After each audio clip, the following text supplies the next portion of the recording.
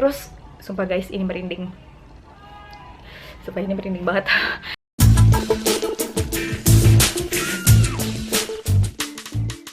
Hi everyone, welcome back to my channel. Asik. Hey, apa kabar semuanya? Balik lagi di channel Rachel Goddard. Di video kali ini berbeda dari biasanya karena gue bakal bercerita tentang paranormal experience gue. Sejujurnya gue tuh bukan tipikal orang yang percaya dengan dunia lain atau hantu-hantuan. Tapi sejak ngalamin kejadian yang ini nih, gue jadi berpikir lagi sebenarnya dunia lain itu memang ada. Nah, kalau misalkan lo penasaran, jempolnya nana, like dulu dong videonya. Abis itu subscribe dan share ke seluruh social media yang kalian punya. And now let's move on to the story. Jadi ceritanya pas zaman kuliah itu gue pernah ngalamin yang stres banget. 6 bulan gue harus bolak-balik rumah sakit karena gue mengalami penyakit mah yang kronis. Nah, jadi hari itu gue harus melakukan cek endoskopi. Kalau teman-teman tahu, endoskopi adalah pemeriksaan melalui selang. Jadi selangnya itu dimasukin ke dalam mulut gue. Selangnya tuh segede gini. Terus ke tenggorokan langsung masuk ke perut gue. Jadi dicek gitu deh, ususnya ada apa, lambungnya ada apa. Nah, setelah pemeriksaan endoskopi itu, gue rasa mual yang gak enak banget. Sampai gue harus diinapkan di rumah sakit. Jadi rumah sakitnya tuh ada di Rawamangun, tepatnya di deket Jalan Waru. Nah, jadi ruangan rumah sakitnya itu gue depan-depanan. Jadi satu kamar ada 2 orang. Di depan gue ini ada pasien yang gue gak pernah ketemu sebelumnya, gak pernah kelihatan karena hordennya tuh selalu ditutup. Nah, malam itu gue nggak ada yang jagain karena bokap nyokap gue sibuk dan adik-adik gue masih terlalu kecil, nggak boleh ngejaga gue di rumah sakit. So, gue tidur sendiri. Nah, gue ngerasa tuh, apa ya, malam itu tuh aneh banget karena gue mencium bau darah gitu. Tapi setelah gue periksa, gue pikir kan gue mens gitu kan. Tapi ternyata gue nggak mens gitu. Tapi bau darahnya tuh nyengat banget. Cuma karena pengaruh obat tidur gitu ya. Jadi gue nggak yang berpikir aneh-aneh gitu. Tapi makin malam, gue makin nggak bisa tidur karena bukan bau darah aja. Jadi kalau misalkan teman-teman tahu, itu kan ruangannya tuh dipakein horden gitu. Gue ngeliat kayak ada orang masuk gitu kan. Tapi ketika orang itu masuk, gue nyium bau kayak apa ya, kayak daging yang dipanggang gitu. Tapi bukan daging yang enak gitu, tapi kayak bau busuk terus dibakar. Dan apa ya, gue ngerasa kayak hawanya tuh panas gitu loh di dalam ruangan gue tuh. Kayak gue sesek gitu, kayak nggak ngerti lah.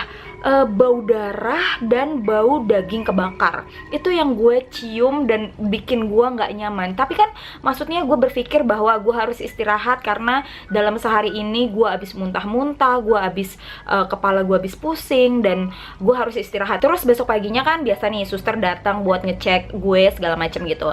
Terus gue tanyalah sama suster, ya sus, ada apa ya sus ya, kok semalam aku nggak bisa tidur. Jadi aku nyium bau darah yang nyengat banget, bau anyir gitu.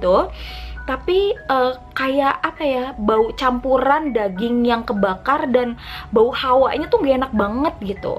Terus susternya bilang gini, gini Kak Rachel, jadi di depan itu kan ada pasien. Sebenarnya tuh organnya tuh udah gak berfungsi lagi, jadi kayak bau busuk gitu di dalamnya.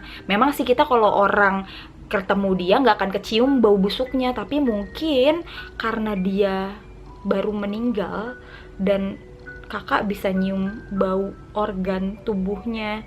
Dan gue cuman diem. Jadi pasien di depan saya meninggal sus. Iya, semalam meninggal. Kok gue bisa nggak tahu ya kalau pasien itu meninggal? Yang gue cium tuh kayak cuman bau darah sama bau daging kebakar, which is yang di otak gue saat itu adalah kayak bau neraka gitu, yang dimana orang-orang kayak mau minta tolong. Sumpah ini gue merinding.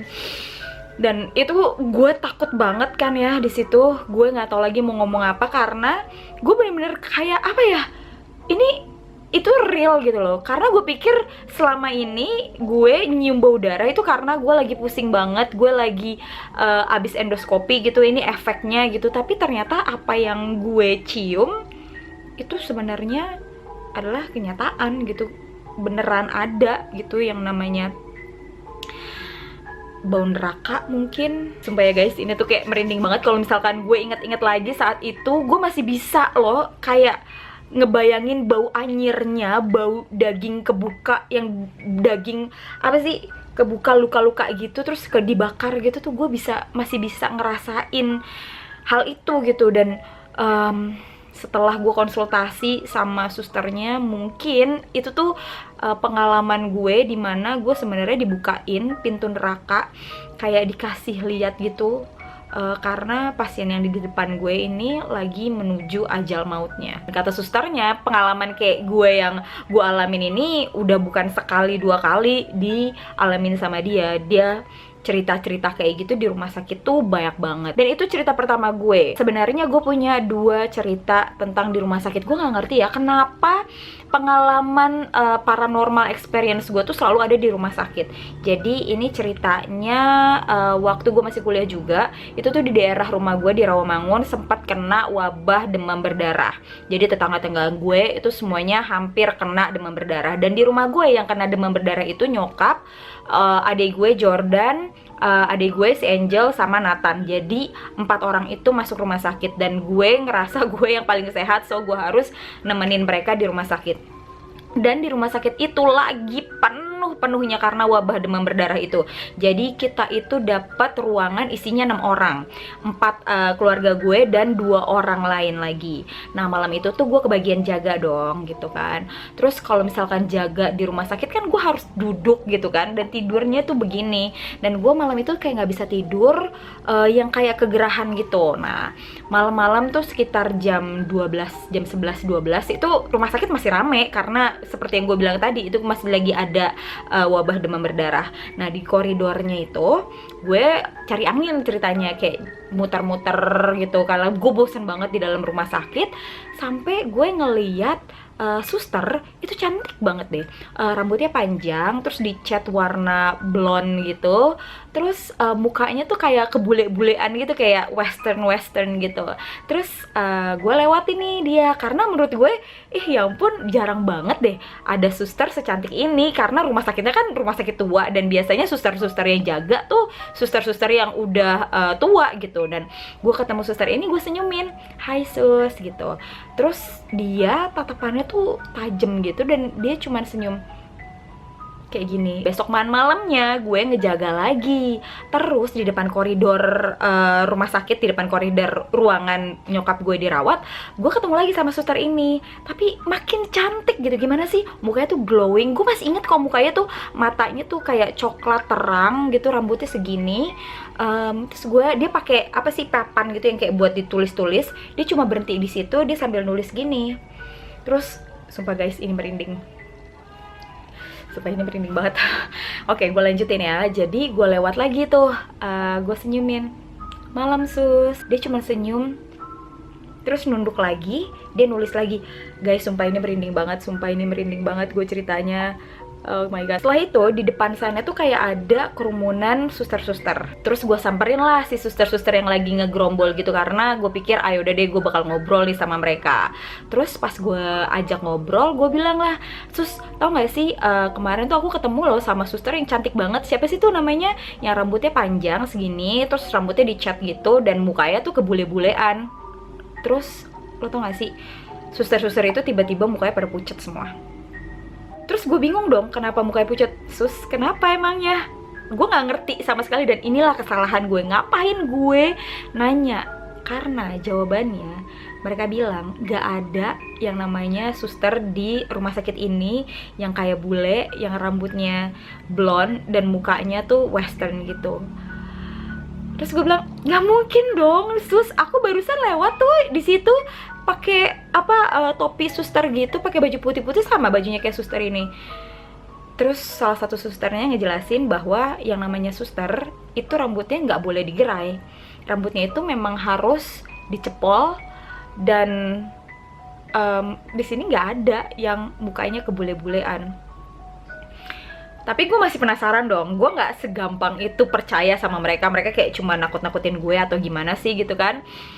Dan ternyata dia cerita lagi, "Kak, sebenarnya ini sih cerita zaman dulu ya, karena rumah sakit ini kan rumah sakit lama dari zaman Belanda. Ini nih sebenarnya dulu ada ceritanya suster Belanda, noni Belanda, yang tinggal di sini, tapi karena ada perang dan sebagainya, mereka tuh dibakar hidup-hidup di dalam rumah sakit ini. Dan mungkin karena mereka nggak terima dengan keadaannya, mereka tuh suka kadang-kadang menampakkan diri gitu. Dan memang yang gue lihat itu mukanya kayak muka-muka noni-noni Belanda gitu. Sejak saat itu gue trauma masuk rumah sakit. Oke guys, itu dia tadi 2 cerita tentang paranormal experience gue. Sebenarnya sih gue masih punya 1 cerita lagi, dan itu di rumah sakit lagi.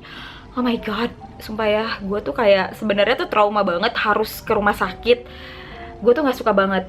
Tapi kalau misalkan viewsnya video ini nyampe 200.000, gue bakal bikin lagi deh cerita tentang paranormal experience gue.